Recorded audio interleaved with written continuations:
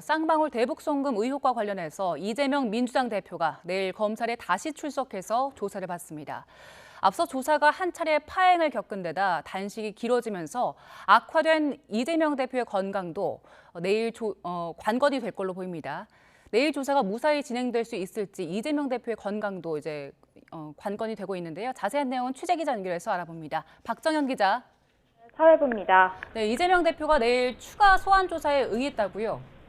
네, 민주당이 방금 전 이재명 대표의 검찰 재출석과 관련한 브리핑을 진행했습니다. 내일 오후 1시 반 검찰에 다시 나와 조사를 받겠다는 입장을 밝혔는데요. 단식 12일차에 접어들며 이재명 대표의 건강에 대한 우려가 나왔던 만큼 과연 이 대표가 출석할 수 있을지를 두고 관심이 집중됐습니다. 그제 이 대표는 지난 2019년 쌍방울그룹의 불법 대북 송금에 관여했다는 제3자 뇌물 혐의로 검찰에서 피의자 조사를 받았습니다. 이 대표가 조사가 마무리되지 않은 상태에서 조서에 날인도 하지 않고 국회 단식 농성장으로 돌아갔었는데요. 이날 오전 출석해 8시간 정도 조사를 받던 이 대표는 건강상 이유로 더 조사를 받기 어렵다며 중단을 요구했습니다. 이후 피의자 신문조서 열람을 하다가 진술 취지가 제대로 반영되지 않거나 누락된 부분이 많다며 서명을 거부하고 11시간 만에 조사실을 나왔습니다.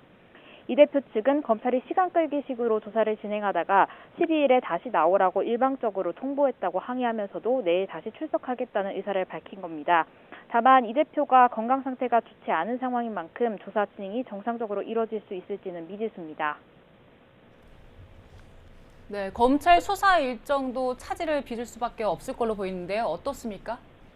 네, 초 검찰은 백현동 개발특혜 의혹과 묶어 추석 전에 이 대표에 대해 구속영장을 청구하는 방안을 검토한 것으로 알려졌습니다. 이 대표의 단식이 변수로 떠오르며 검찰의 고심도 깊어졌는데요. 특히 방북 비용 대납 의혹과 사법방해 등 관련 조사를 아직 마무리 짓지 못했을 뿐더러 이 대표가 진술조서에 서명도 하지 않으며 사실상 증거로서 효력도 없어졌습니다.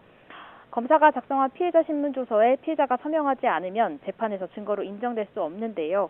검찰 관계자는 이 대표가 추가 조사에 응할지 지켜봐야 한다며 말을 아꼈는데 지난 조사에서도 이미 이 대표의 입장을 어느 정도는 확인했다고 설명했습니다.